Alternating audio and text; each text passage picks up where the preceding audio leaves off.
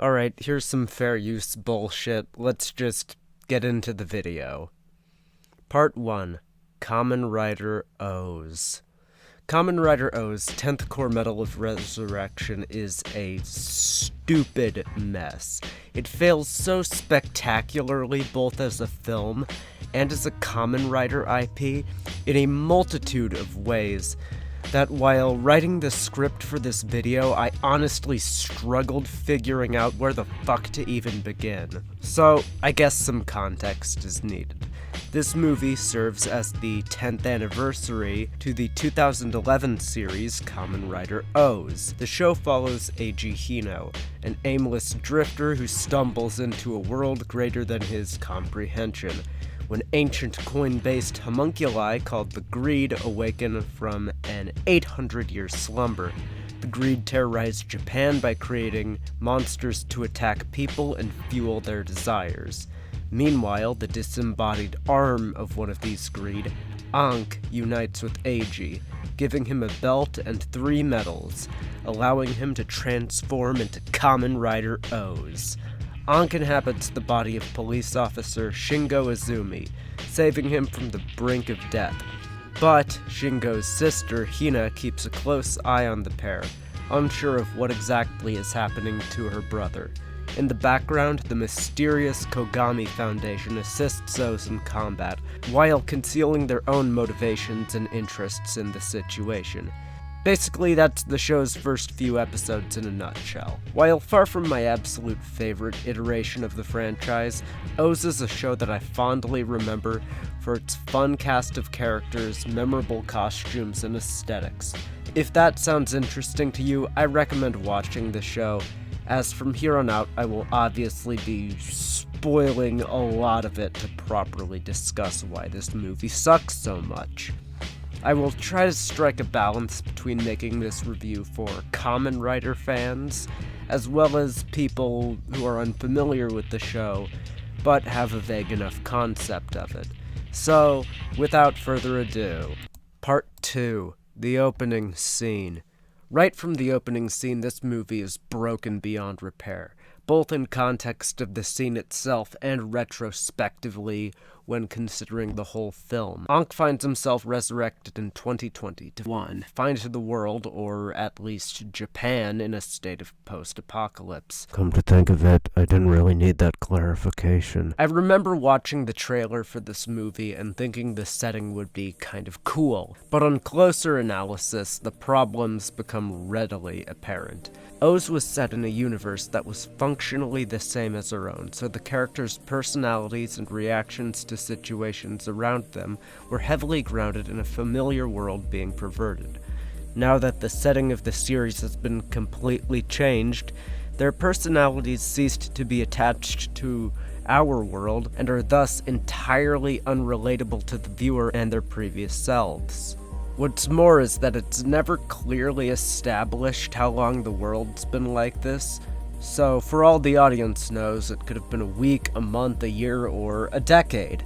Not that it really matters, since anyone who isn't named Ankh in this film has absolutely nothing to do, but we'll get onto that later. Ankh finds himself rather confused by the whole post-apocalypse and the being alive thing, and then sees a band of rebels rushing into the area.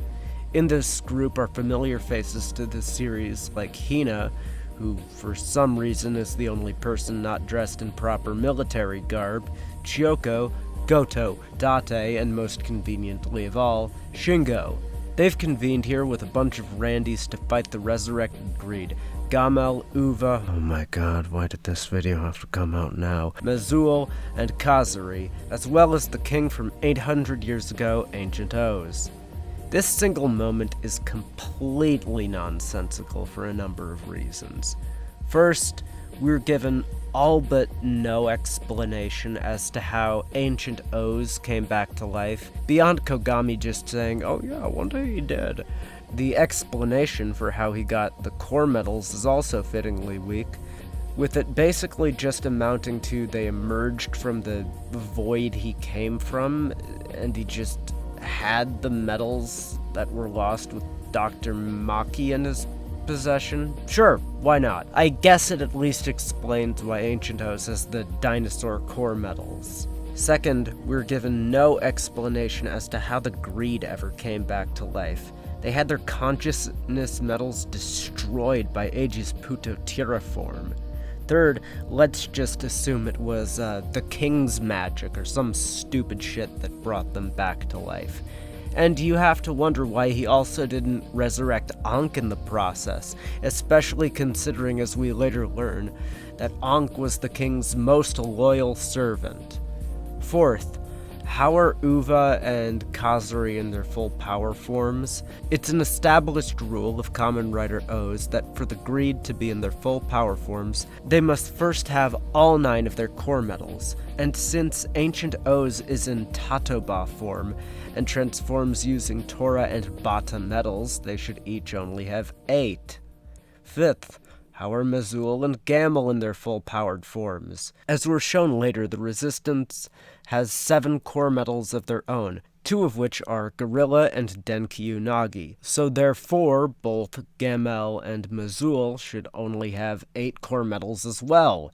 To add insult to injury, Uva should only have 7 core metals and Kazuri 5. Sixth. Now let's just assume for no reason whatsoever this movie breaks the show's rules. So yeah, that raises another question. Why isn't Ankh in his complete form? Or fucking Goda, for that matter? Seventh. Where did Ancient O's get his O's driver? It's an established rule that there's only one. And I really wouldn't have an issue with it if they just showed the scene of Ancient O's taking it from Eiji, but it's clearly a separate but identical driver because we see the two fighting together in multiple scenes. Eighth, now that we understand all of the characters have been resurrected and it makes no sense, let's address the most confusing part about this all, Ankh's resurrection. Ankh was revived by Eiji through who the fuck house knows means.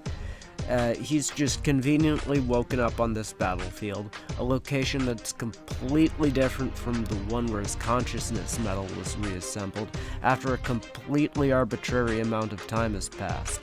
Eiji could have died protecting that little girl like a month ago or just yesterday, and I really wouldn't know the difference.